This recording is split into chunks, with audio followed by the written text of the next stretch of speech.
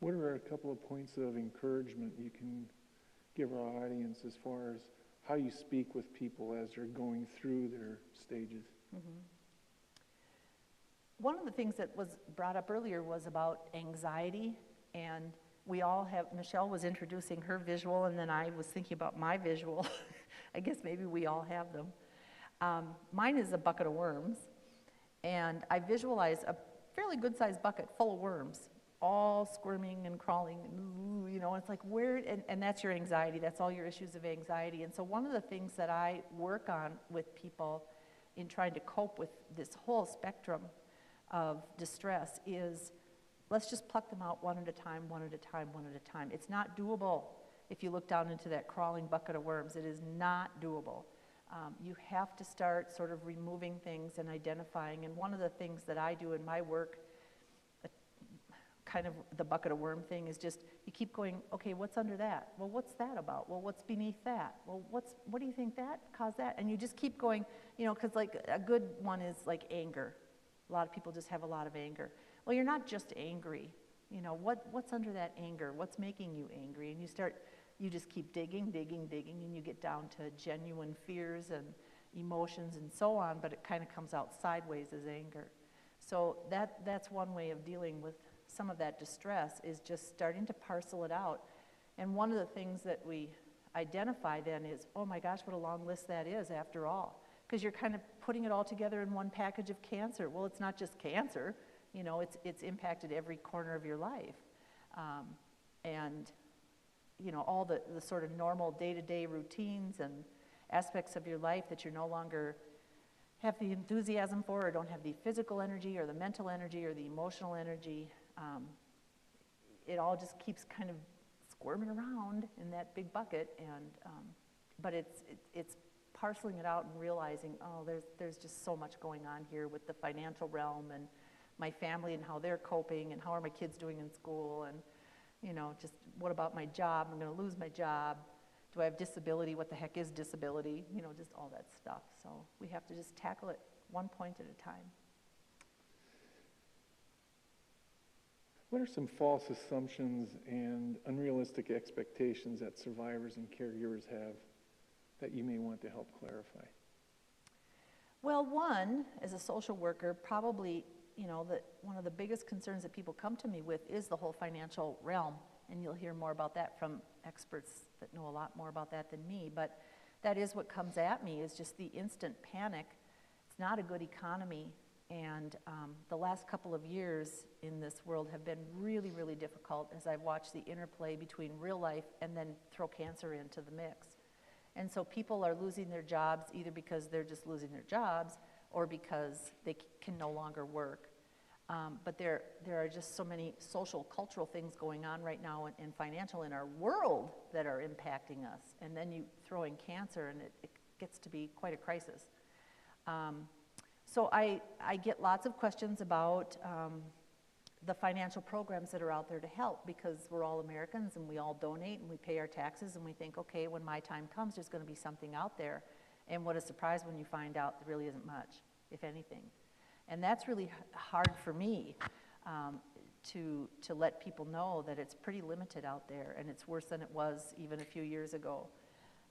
Most people think that disability is something, Social Security disability, well, that'll be out there for me until I'm able to get back to work. No, Social Security disability since the Reagan years changed, and people aren't aware of it, that it means permanent disability. You have to be disabled at least 1 year with no expectation to ever return to work. And so there's that people just kind of assume is there for them, and it's not. And the county, just to give you a number to let you know how, I don't know, dire that is. The income under the county, if you're totally without income and totally wiped out, you get a whopping $205 a month. And then they might help you with some housing and some food stamps, but again, not money that you can survive on. So that's probably one of the biggest false assumptions and shocks is, you know, there's a few funds out there that I can lead people to that'll help them get at least over the hump during treatment, help with maybe a mortgage or a rent, some utilities, some food cards, that kind of thing, but nothing for kind of an interim crisis that lasts under a year. And then the other kind of false assumption that I think is important to address, because I hear it so much, is what did I, and this is, it falls into a lot of arenas, but it's kind of an existential, it's a mini kind. What did I do to cause this cancer? People believe they caused their cancer somehow, and we too often don't get right on top of that and talk about that. But the sad side of that belief of what did I do, and just assuming guilt, because we're good at that, is, the other side of that is, then I'm responsible to cure it too. Well, what a burden. And, you know, and when you uncover that and you start talking about it, people can start identifying how unrealistic that is, that it's just a little bit crazy thinking, but that's the pressure, you know, because again, you're in the business of saving your life. This is number one. I got to save my life. So, yeah, I'll take the chemo, I'll take the radiation, I'll do whatever you tell me to do, but then what can I do? And what you can do is support your spirit and support your emotional side and some of your thinking side, but you can't cure yourself. And I have a group called Renewing Life. It's an 8-week series about kind of survivorship, and one of the things we talk about is that very thing about, you know, this sort of new age medicine that's out there that we're all aware of, that nobody comes and talks to their doctor about, but it's out there and people are really participating. The data is high. I wish I should have had that available, but it's very high how much people are participating in complementary therapies, alternative treatments, that type of thing. They don't tell their doctors, but again, it's another example of where people think, I got to do something to save myself, you know, in case Western medicine isn't covering it. And so we need to talk about that, and one of my points with people is, how do you explain cancer in children? And then you just kind of get that big-eyed, oh, yeah, well, we can't really accuse children of being responsible for their cancer. So sometimes people can move that forward into, well, then what makes me think I'm, you know, what could I have done that was so bad that I earned cancer? But I don't know what your guys' experience is, but I find a lot of people that feel that pressure. So, Thank you. yeah. Are there any other points that you'd like to share before we go to questions and answers?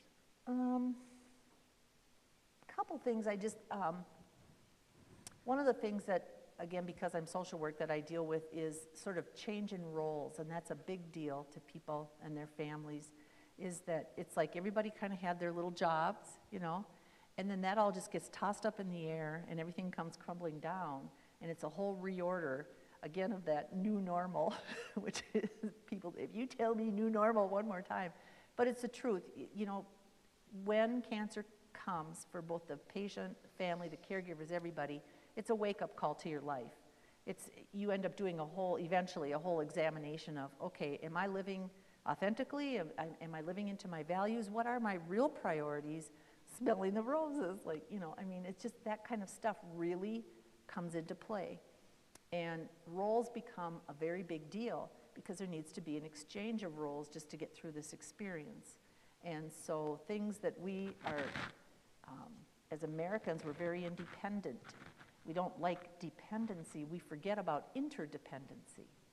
And, you know, there's a flux, there's a flow, and we have to change and we have to adapt, but we don't like it. We don't like asking for help. And so with that wake-up call and sort of the redistribution, and you realize nothing is ever going to be the same again, you're not going to go back to the way things were, but there also has to be that whole coping with the redistribution of roles, and that's really tough to let go.